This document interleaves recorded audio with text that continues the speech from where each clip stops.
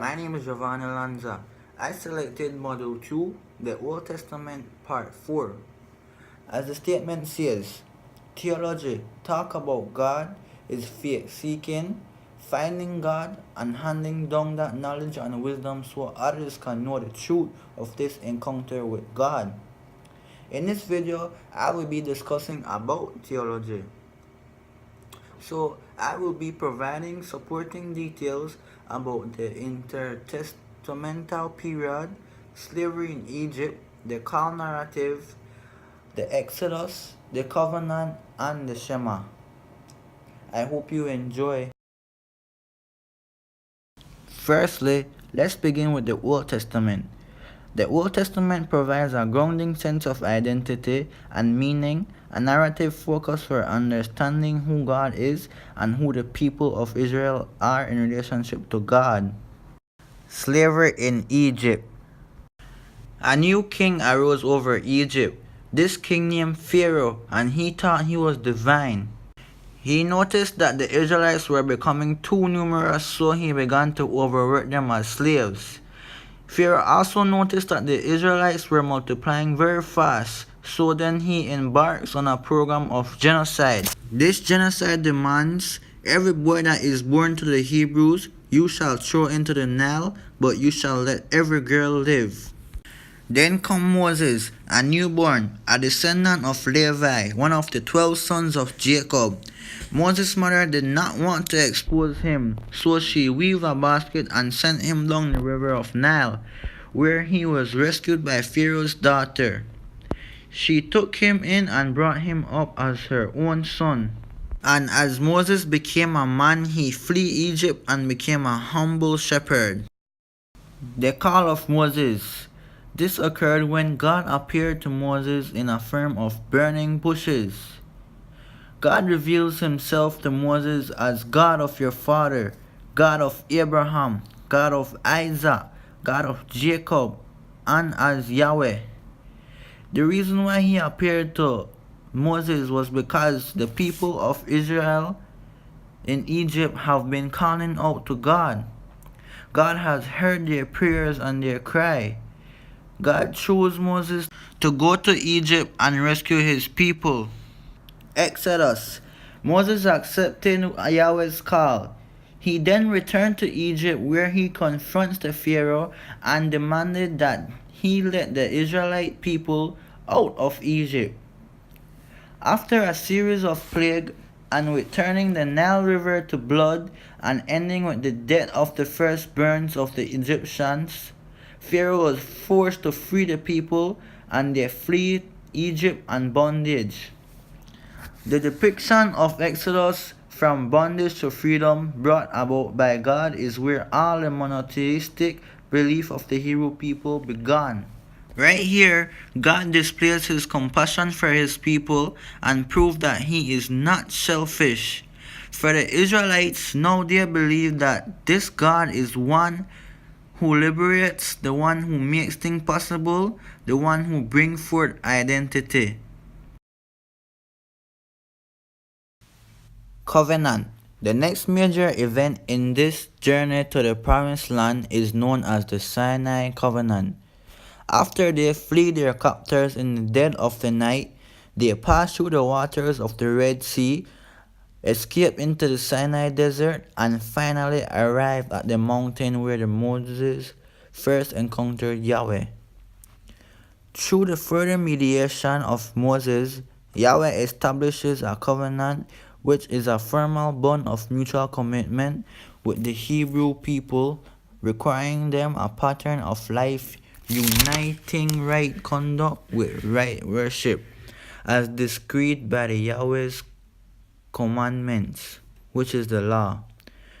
God says, "Now therefore, if you obey my voice and keep my covenant, you shall be my treasured possession out of all the peoples. Indeed, the whole earth is mine, but you shall be for me a priestly kingdom and a holy nation." If they practice the worship and keep their promise, then God will keep his promise, and these people will settle in the promised land of Canaan, also known as the Holy Land. The Exodus, covenant, law, land are concrete means by which the people of Israel will discern and inhabit the divine mystery, Yahweh. Moving on from the covenant, we go into the Shema. The Shema is found in the book of Deuteronomy. It is composed to represent Moses' final discourses to the people of Israel before his death. This condensed statement is known as the Shema of Israel. It functions like a primitive creed. The Shema is a formal confession of the people's faith. It is a confession that the Christian Nicene Creed will later echo. The Shema reads, "Hear, O Israel, the Lord our God, the Lord is one. Love the Lord, your God with all your heart, and with all your soul, and with all your strength. These commandments that I give you today are to be put upon your hearts. Impress them on your children." The Shema is a testimony of personal and corporate commitment to the God who liberates and creates. It is a confession that was to be lived into, to be deepened through a pattern of life. In everything that you do in your daily life, you should include God. You should do everything in God's name.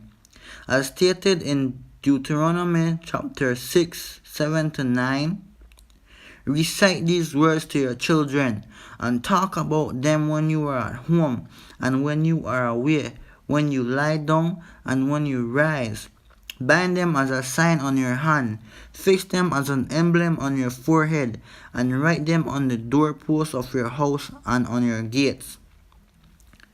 In other words, this verse is saying that the Shema should be known to heart, and God's name should always be included in your life. Importance of knowing the roots. By handing down this knowledge and wisdom so others can know of God, we must understand the Old Testament to understand the New Testament. In the Old Testament, the Jewish people will constantly interpret former and subsequent events in their history, its triumphs as well as its disasters. As they grew perplexed about events, they looked gratefully to God during times of prosperity and stability. They questioned God's faithfulness during periods of trial and even catastrophe.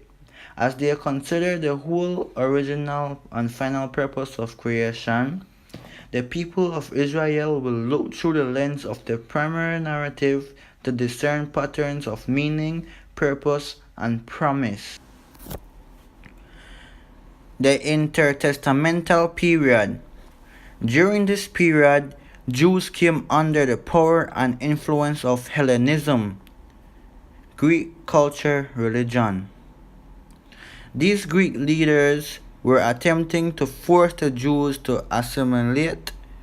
They tried to wipe out the Jewish faith by banning the copies of the Torah, preventing worship of Sabbath, and forcing them to worship Zeus.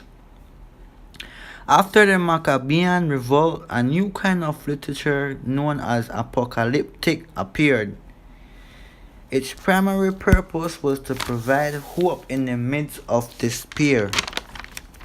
It is important to know these roots of this period as new ideas and language were drawn up and established, such as visions, images, phrases, numbers, and colors. The visions were heavenly court convened, images were beasts, angels, plagues, harvests, phrases, names for God, horns of animals, seals, books, cities, numbers, which is 7 as the perfect number, and colors, which is white, means heavenly. It is important to know these roots, as many ideas developed that were not present previously in the tradition.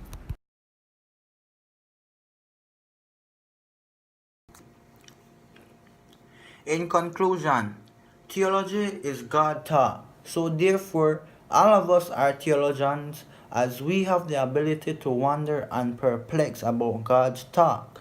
We, just as the people of Israel, are faith seeking.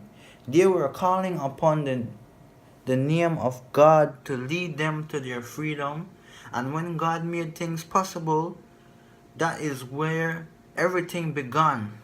The people of Israel found God through the Exodus and Covenant. They gained faith after all the challenges they went through. By handing down these words of wisdom to others, we first must understand the Old Testament, because the New Testament will be incomprehensible without it. That was my video. I hope you enjoyed. Thank you for your attention.